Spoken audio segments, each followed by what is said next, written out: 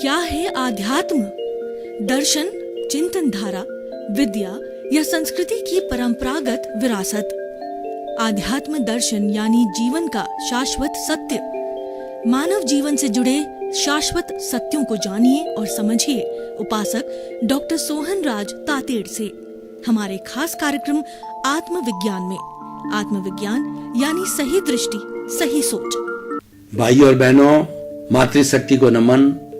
हम आपको आत्मविज्ञान कार्यक्रम देने आए हैं। आत्मविज्ञान कार्यक्रम के तहत, साइंस ऑफ द सोल कार्यक्रम के तहत सही दृष्टि, सही सोच, राइट विजन, राइट थिंकिंग के माध्यम से हम आपका ब्रेन वॉश करते हैं, आपकी ब्रेन स्टॉर्मिंग करते हैं, आपके भीतर जो रॉन्ग बिलीफ है उसको उखाड़ते हैं और आपके भीतर राइट बिलीफ को डालते हैं। जो रॉन्ग विजन है उसको हटा करके राइट विजन डालते हैं।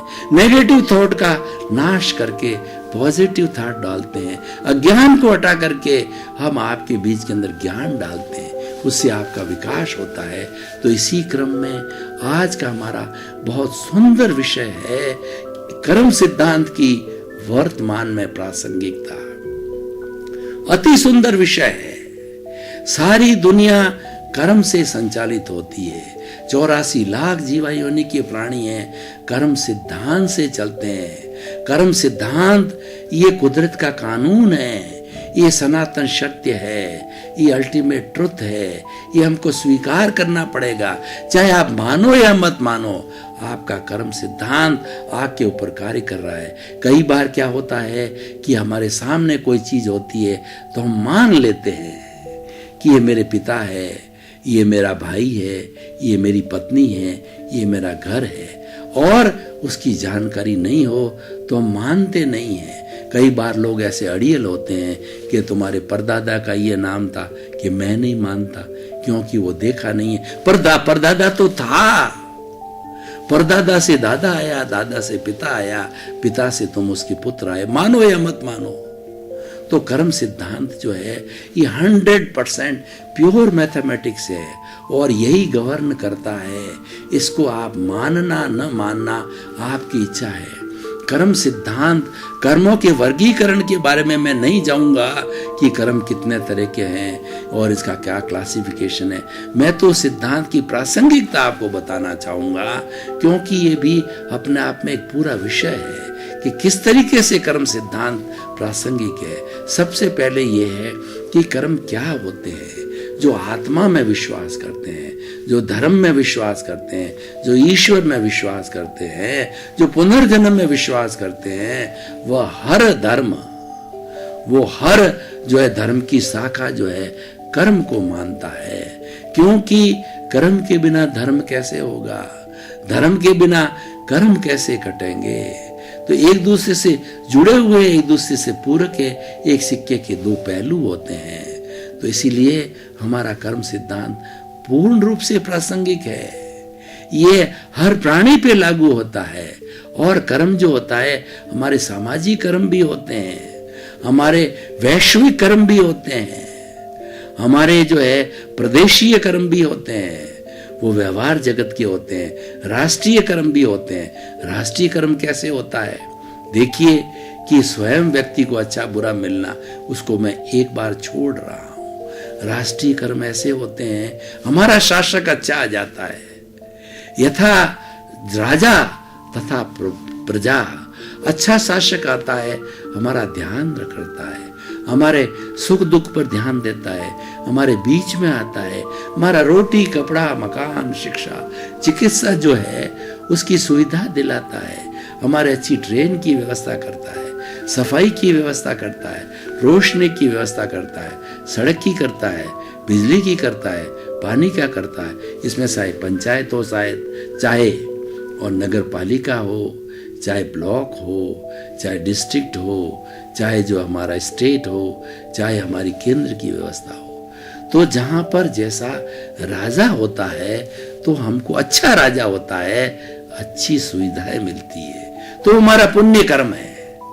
क्योंकि हमको पुण्योदय से अच्छा राजा मिला उदाहरण के तौर पर हमारे भाई नरेंद्र भाई मोदी दूसरी बार 5 वर्षों के लिए प्रधानमंत्री मिले। राजा अच्छा है, उसकी सोच अच्छी है, वो योगी है और उसने बहुत साधना की है। नरेंद्र भाई मोदी की अकेले की कोई ताकत नहीं है, अकेला चना फोड़ नहीं सकता। उसके साथ रिद्धियां हैं, उसके साथ सिद्धियां हैं और उस रिद्धि सिद्धियों के कारण, वो योगी पुरुष होने के कारण स्वतः ही जो कार्य होता है वो अच्छा हो जाता है। जितनी उसकी सोच होती है वो अच्छे रूप में परिणति होती है, उसको अच्छे मंत्री मिलते हैं, उसको अच्छा जनता का सहयोग मिलता है, क्योंकि वो जनता के लिए सोचता है। वो जनता को, अपने आप को जनता का प्रधान सेवक बात करता है और जनता के विरुद्ध जाने वाला MP MLA की खाल खींचता है। वह भ्रष्टाचार नहीं करना चाहता, भ्रष्टाचारियों को जेल में डाल देता है और वो सज्जनों को पुरस्कार देता है और दुर्जनों को प्रताड़ित करता है, जेल में डालता है, कई करते कि उसको सजा देता है, कोर्ट केस चलते हैं, क्योंकि उसके पास न्याय है, वो सच्चा बड़ा न्यायाधीश है।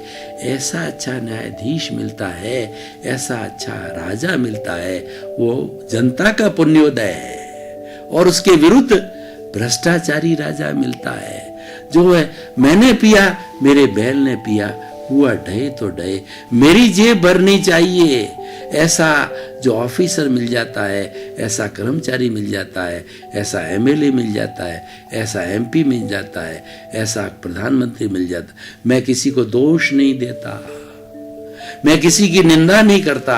आत्मविज्ञान के अंदर निंदा वर्जित है, किसी को दोषित ठहराना जो है वर्जित है। हम कभी भी आत्मविज्ञान के अंदर दोष की बात नहीं करेंगे, राग द्वेष की बात नहीं करेंगे, कटुता की बात नहीं करेंगे, किसी पे कीचड़ नहीं उछालेंगे। सारे धर्म अच्छे हैं, सर्वधर्म संभाव की बात कहेंगे, क्योंकि हम आपके पास में टीवी पर आए हैं। हम आपको पुण्य देना चाहते हैं, हम आपको अस्तित्व की जानकारी देना चाहते हैं, हम आपको सुख देना चाहते हैं, हम आपको सुख की मंगल कामना करते हैं। तो हम दुख के कारण लाएंगे तो क्या होगा? बिखराव होगा, राग द्वेष होगा और हमारी छवि गिर जाएगी। हम तो आपको सुख देने आते हैं, दुख देने नहीं आए हैं। हम आपका भला करने के लिए आए हैं, आपके हितैषी हैं। तो ये सारी आपका हितैषी कौन होगा? ये तो मैंने क्या है लौकिक धर्म की बातें बताई कि हमारा पुण्योदय पापोदय जो है ग्रुप में भी होता है, गांव में भी होता है, शहर में भी होता है। एक शहर के अंदर पापोदय का उदय हो गया, प्लेग फैल गया, और एक शहर के अंदर दिल्ली जैसे शहर में हमारे प्राणियों का पापोदय हो गया तो इतनी कार्बन डाई फैल गई कि घुटन होने लग गई, अस्थमा का रोग हो गया। ये पापोदय है। छोटे गांव में जाइए, खुली हवा, ऐश आराम, खुला चिंतन, सुख शांति, ये क्या है हमारा? ये पुण्योदय है। तो ये सारी बात मैंने सामूहिक बात की है, लेकिन मूल जो हमारा तत्व इकाई है मनुष्य है। तो हम व्यक्तिगत बात पे आता हूं कि व्यक्तिगत रूप से हमारी ये कर्म सिद्धांत क्यों प्रासंगिक है, वो विषय पे आता हूं, क्योंकि मुझे व्यक्ति को बदलना है, मुझे देश को नहीं बदलना है, मुझे समाज को नहीं बदलना है। सुधरे व्यक्ति समाज व्यक्ति से राष्ट्र स्वयं सुधरेगा। साइंस ऑफ द सोल, आत्मविज्ञान व्यक्ति सुधारने में विश्वास करता है। हमारा पक्का विश्वास है कि व्यक्ति सुधर जाएगा तो विश्व सुधर जाएगा, व्यक्ति सुधर जाएगा सृष्टि सुधर जाएगी, व्यक्ति सुधर जाएगा 84 लाख जीवायोनि प्राणियों को सुख मिलेगा। कैसे? एक भगवान महावीर तीर्थंकर हुए तो पूरी सृष्टि में आनंद की अनुभूति हुई, उनका अतिशय है, वो परमात्मा बने, उनको केवल ज्ञान हुआ, सभी जीवों को सुख मिला। नरक गति के, तिर्यंच गति के, मनुष्य गति के, देव गति के 84 लाख जीवायोनि को सुख मिला, क्योंकि भगवान आए हैं। जहाँ भगवान मौजूद होते हैं वहां कोई दुख नहीं रहता है। तीर्थंकरों के अतिशय होते हैं। 125 योजन तक भूकंप नहीं आता, अतिवृष्टि नहीं होती, अनावृष्टि नहीं होता, लड़ाई नहीं होती, कलह नहीं होता, युद्ध नहीं होता, दुख नहीं होता। उसकी जगह पूरे क्षेत्र में आनंद होता है, प्रेम होता है, भाईचारा होता है, सुख होता है, जो मानवीय गुण हैं, जो हमारे जो सांस्कृतिक गुण होते हैं, सभी गुण हो जाते हैं, क्योंकि भगवान साक्षात आते हैं। मैं आपको बताना चाहता हूं, अगर भगवान स्वयं चल करके आपके सामने उपस्थित हो जावे तो आप क्या करोगे? तो कोई कहेगा मैं नतमस्तक होऊंगा, कोई कहेगा मैं आशीर्वाद मानूंगा कि मैं धनी बन जाऊं, सुखी बन जाऊं। और मैं तो कहता हूं कि मेरे सामने भगवान आ जाएंगे तो मैं खुशी से पागल हो जाऊंगा, क्योंकि भगवान मेरा स्वरूप है, मुझे भगवान बनना है। मैं भगवान से यही प्रार्थना करूंगा कि जैसे आप प्रभु बने हो, मैं प्रभु कैसे बन सकता हूं, वो रास्ता बताओ। वही रास्ता हम आत्मविज्ञान में बता रहे हैं, वही कर्म सिद्धांत के अंदर आपको जो इस विषय में बताने चाह रहे हैं कि हमारा जैसे ईश्वर जो है सत्य है, उसी तरह से कर्म सिद्धांत हमारा सत्य है। और मैं तो बराबर आत्मविश्वास के साथ डंके की चोट कहना चाहता हूं कि इस संसार में सबसे बड़ा जो ईश्वर है वो कर्म है।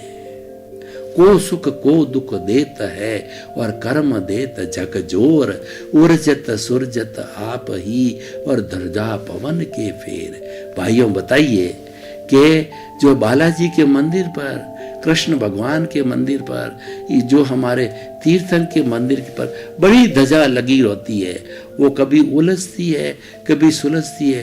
कौन उलझाता है, कौन सुलझाता है? पवन का फेर सुलझाता है। उसी तरीके से हमको सुख मिलता है, दुख मिलता है, कौन देता है?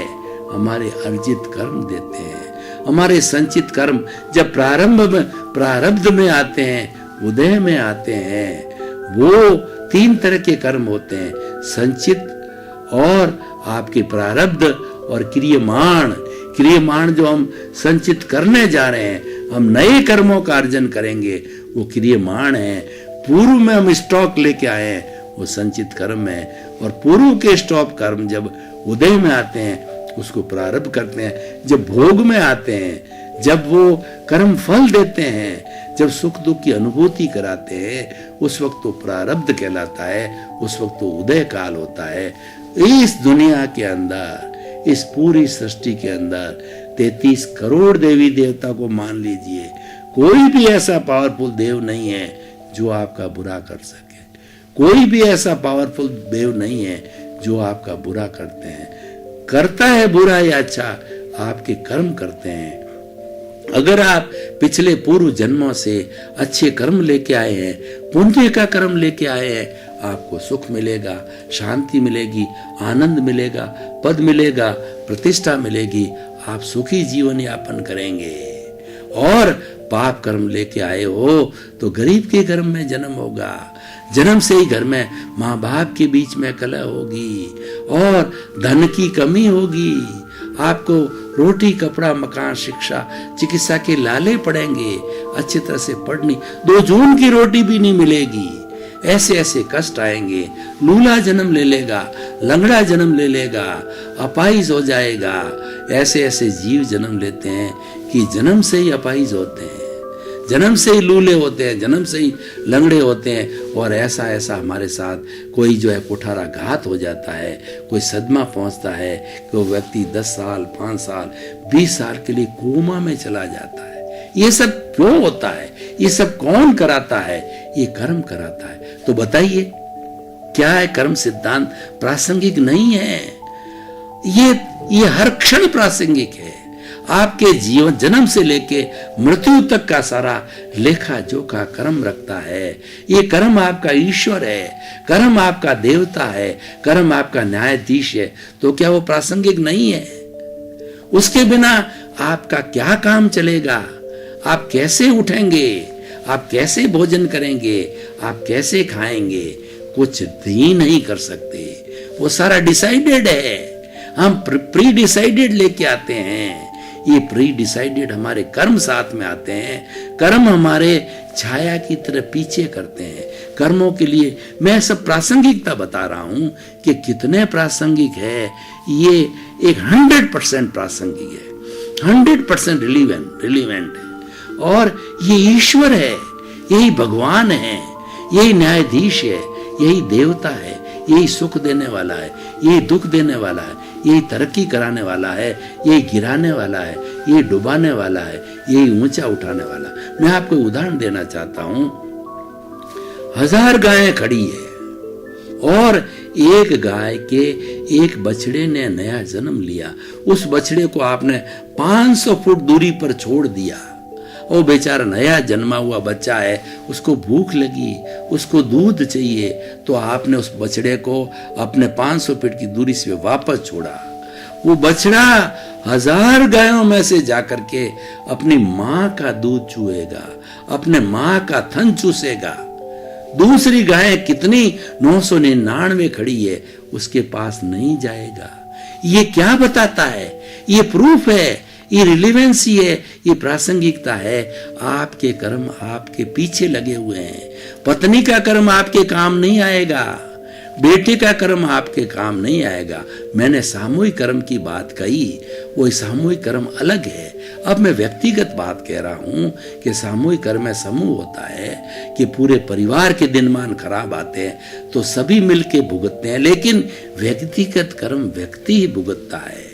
जैसे मैं बुरा करके लेके आया हूं और मैं बुरा कर रहा हूं और ये सोच रखता हूं कि मैं तो पत्नी के लिए चोरी कर रहा हूं, मैं पत्नी के लिए भ्रष्टाचार कर रहा हूं, मैं पत्नी के लिए ज्यादा जो है कीमत के पैसे ले रहा हूं, अन्याय कर रहा हूं और किसी को धोखा दे के पैसा अर्जित कर रहा हूं। और मैं चाहूंगा कि वो पैसा मैं लेकर के पत्नी के लिए लाया, बेटे के लिए लाया, उनका भरण पोषण कर रहा हूँ, उनका पेट पाल रहा हूँ। जब समय आएगा, जब यमदूत खड़े होंगे, जब हंटर लगाएंगे, उस वक्त आप कहोगे कि हम 5 मेंबर है, 100 हंटर में से जो है 20-20 है, हंटर सबके लगाओ क्योंकि सबके लिए लाया हूं मैं। नहीं, यमराज कहेगा हम किसी को नहीं जानते हैं, कर्म तेरा किया हुआ है, तूने दुष्कर्म किया, हम तेरे 100 हंटर तेरे लगाएंगे और उसकी जगह अगर पुण्य किया हुआ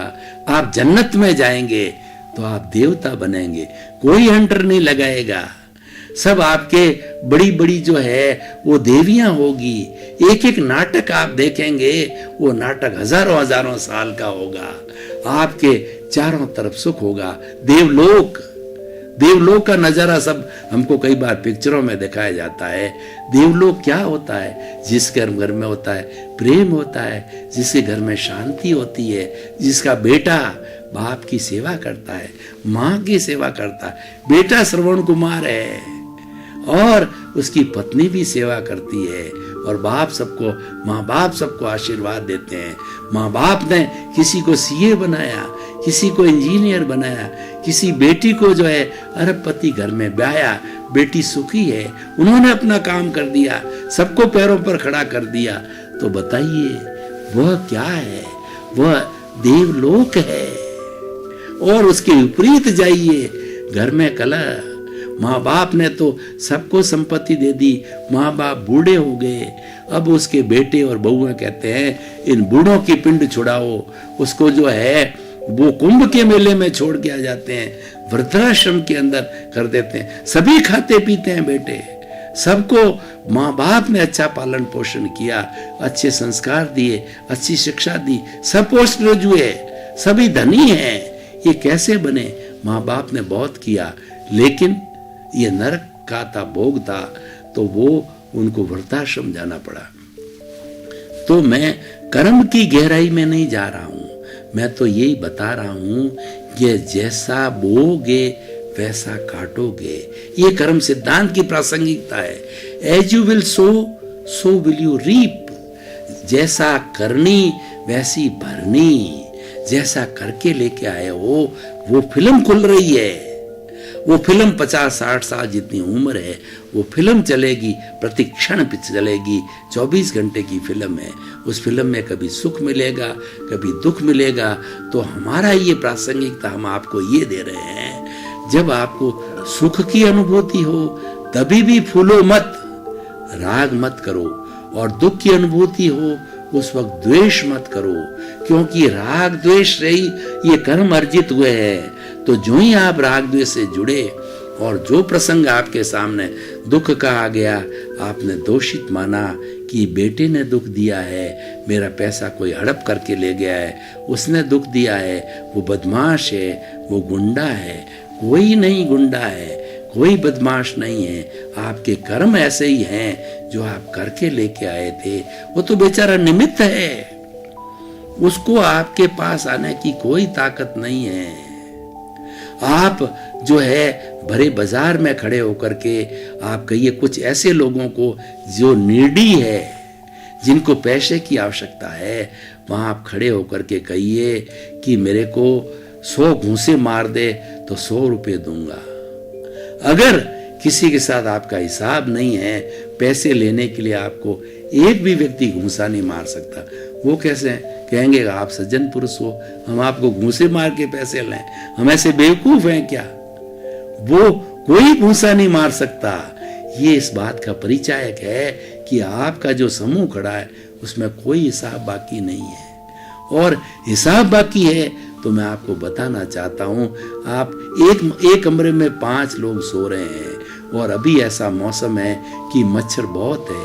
5 में से एक व्यक्ति तो छटपटाता रहता है, रात भर उसको मच्छर काटते हैं और 4 खर्राटे खींचते हैं। उनको मच्छर क्यों नहीं काटा? क्यों नहीं काटा? क्योंकि उन मच्छरों का जो उस कमरे में जो मच्छर है उनका हिसाब चारों के साथ बाकी नहीं था, हिसाब केवल आपके साथ ही बाकी था, इसीलिए काटता गया और आप छटपटाते गए। तो इसलिए सारा हिसाब होता है। ये कर्म सिद्धांत ये कहता है कि आपने जो ये जन्म लिया है और ये 60-70 साल की फिल्म चलाओगे, उसके अंदर आपकी पत्नी होगी, आपका बेटा होगा, पोता होगा, बेटे की बहू होगी। ये सब पार्टियां हैं जो 24 घंटे आपकी से पत्नी है, 24 घंटे सबसे ज्यादा आपके साथ में रहती है। वो सबसे बड़ी पार्टी है। बेटा सबसे बड़ी पार्टी है, बेटे की बहू भी पार्टी है, पोता भी पार्टी है। ये पार्टी है। पार्टी का अर्थ होता है, अगर आप व्यापार करते हो, अगर आप बैंक चलाते हो, उसमें डेबिट की पार्टी होती है, क्रेडिट की पार्टी होती है, कोई लेने वाला होता है, कोई देने वाला होता है। ये सब पार्टियां हैं। कोई छोटी पार्टी है, कोई बड़ी पार्टी है। जितना हिसाब है, हम चेक काटते हैं 1000 का काटते हैं, हम चेक काटते हैं 10,000 का काटते हैं, हम चेक 1 लाख का काटते हैं, क्योंकि हमारा लेना देना इतना है। हम सबके समान चेक नहीं काटते हैं, वो हमारा हिसाब है। तो ये हिसाब चुकता करने के लिए ये पार्टी आई है।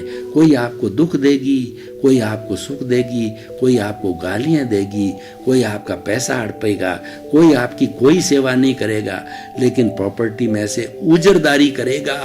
कोर्ट जाके भी कहेगा मैं तो 3 संतान है, 1/3 हिस्सा लूंगा और लेकर के रहता है कोर्ट के माध्यम से कि मैं इनका बेटा हूं। अरे भाई, बेटा बना, तूने बाप को कोई सुख नहीं दिया, तू 50 वर्ष का हो गया, बाप को पानी नहीं पिलाया, बाप पे 100 रुपए खर्च नहीं किए, उनकी कोई चिंता नहीं करी, तेरे को करोड़पति बनाया, तेरे को अच्छी मैम लाया तेरे लिए और तेरे को पोस्ट ग्रेजुएट बनाया। लेकिन कर्मों का हिसाब है, आप क्या कर सकते हो? ये कर्मों की प्रासंगिकता तो भाई और बहनों में कहना चाह रहा था। बड़ा सुंदर विषय है कि जो कुछ भी हमारे साथ घटित होता है ये कर्म आधारित है, 100% कर्म आधारित है। छोटा से छोटा मच्छर का मैंने उदाहरण दिया और बड़ा से बड़ा मैंने बेटा जो करोड़ों की संपत्ति हड़प जाता है, बिना कुछ आपको सुख दिए हुए हड़पता है, कोर्ट से ले जाता है, आपको बेघर करता है, मकान में वो रहता है, आपको सड़क पे फेंक देता है, आपका बेटा है। क्या करो आप? तो ये हमारा सारा पुण्य पाप का हिसाब है। और पुण्य पाप है वो हमारे कर्म है, ये जन्म जन्मांतर से हमारी आत्मा के साथ चलते रहते हैं। और जो हम उदय में आते हैं, जब फिल्म चालू होती है तब उदय भाव आता है, उसमें हमको क्या करना? अब मतलब की बात, निष्कर्ष की बात मैं ये बताता हूँ कि आप करके आ गए, आप प्रतंत्र हो गए। प्रतंत्र कैसे हो गए? एक किसान है, वो मान लीजिए बारिश की सीजन आ गई, उसको वो निर्णय नहीं कर पा रहा है, खरीफ की फसल बोनी है कि भाव किसके ज्यादा मिलेंगे, बाजरी बोऊं या मूंग बोऊं या तिल बोऊं। उसके पास बाजरी भी है, मूंग भी है, तिल भी है, कोई निर्णय नहीं कर पाया। हल चलाने की बारी आई तो उसने सारी बाजरी बो दी। उस वक्त जो बुद्धि ने काम किया वो कर दिया। अब जब फसल होने की बात आई, अरे यार बाजरी के भाव तो बहुत कम है, तिल बोता इससे 10 गुना भाव है और लोगों के तिल हुए, उनको बहुत बड़ा लाभ हुआ। भैया अब सोचने से क्या है, तुम प्रतंत्र हो गए। भाई और बहनों, एंड करूं? भाई और बहनों, आपका बहुत बहुत धन्यवाद। आप जो ये साइंस ऑफ दी सोल देखते रहिए, ये प्योर मैथमेटिक्स है, ये प्योर गले उतरने वाली बात है, क्योंकि वो इधर की नहीं है, उधर की नहीं है, किसी की निंदा नहीं है, किसी की चापलूसी नहीं है। ये तो आप कौन हो ये बताने के लिए कार्यक्रम आया है, सिर्फ आपके ऊपर आधारित है। खोल खोल कर हम बता रहे हैं कि आप कौन हो, आप कहां से आए हो, आपको कहां जाना है, आप जो कर रहे हो ये क्यों हो रहा है, और ये हो रहा है उसमें संभाव पूर्वक कैसे रहना है। ये सारे गुर बताने के लिए हम आए हैं, आपसे लेने कुछ नहीं आए हैं, आपको गलत चीज बताने नहीं आ रहे हैं। आपको तो हम सही रास्ता बताने के लिए आए हैं, इसलिए आत्मविज्ञान कार्यक्रम बनाए हैं। आपका जीवन मंगलमय हो, धन्य हो, आनंदमय हो, आपके प्रति मंगल भावना, शुभकामना, और आप सिद्ध बुद्ध मुक्त बने, आपके प्रति मंगल भावना। आत्मविज्ञान में आत्मविज्ञान यानी सही दृष्टि, सही सोच,